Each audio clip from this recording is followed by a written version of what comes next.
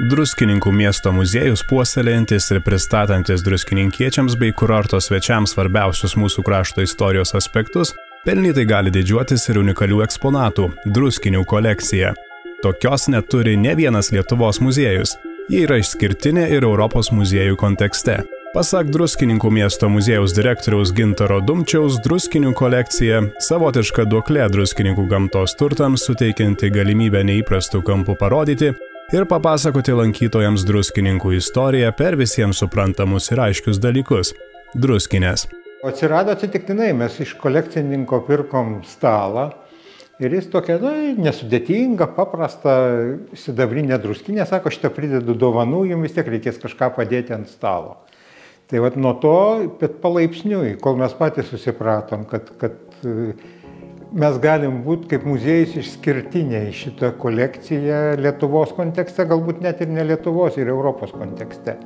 Nes nelabai žinom, kad Europoje dar būtų kažkur tai kolekcionuojamos atskirai druskinės. Gintaras Dumčius sakė, kad druskinių geografija labai plati. Jos atkeliavo iš daugiau nei 40 valstybių, iš 6 žemynų.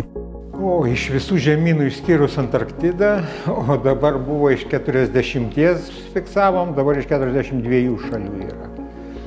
Daugiausia, aišku, yra Europos šalis, bet yra ir Australija, ir Naujoji Zelandija, ir įvairiausių egzotinių kraštų yra. Druskininkų miesto muziejaus kolekcijoje esančios druskinės skirtingos. Yra iš įvairių metalo lydinių, įskaitant ir tauriuosius. Yra iš medžio, krištolo, stiklo, porceliano, yra pagamintų iš galvijų ragų, jūros kriauklių, plastiko, molio.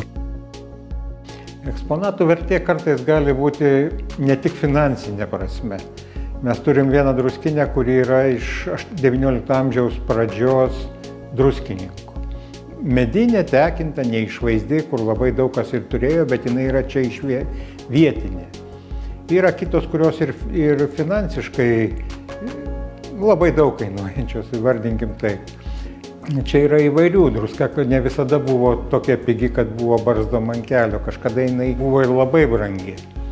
Druska, tai galbūt ir dėl to yra tos druskinės, kur yra senesnės, yra labai mažytės. Druskininkų miesto muziejus yra sukaupęs gerokai daugiau nei 1,5 tūkstančio įvairiausių druskinių iš viso pasaulio.